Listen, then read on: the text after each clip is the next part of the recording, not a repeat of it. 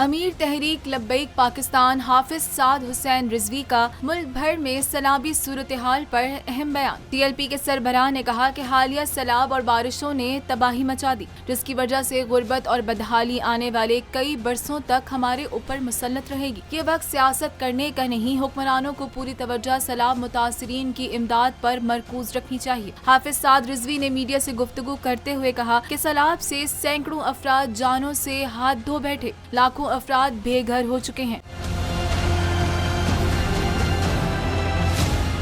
اتنی تباہی کے باوجود وفاقی اور صوبائی حکومتیں عدم توجہی کا مظاہرہ کر رہی ہیں۔ ٹی ایل پی کے امیر سعد حسین رضوی نے کہا کہ لوگ اپنا سب کچھ لٹا کر بے یار و مددگار بیٹھے ہیں۔ ان کی بحالی کے لیے مؤثر اقدامات نہ کیے گئے تو ملکی حالات مزید خراب ہوں گے۔ ان کا کہنا تھا کہ مصیبت کی اس گھڑی میں سیلاب متاثرین کی خدمت قومی اور مذہبی فریضہ ہے۔ حافظ سعد حسین رضوی نے مطالبہ کیا کہ وفاقی اور صوبائی حکومتیں فوری طور پر مالی امداد، گھروں اور انفراسٹرکچر کی بحالی کے لیے اپنا کردار ادا کریں۔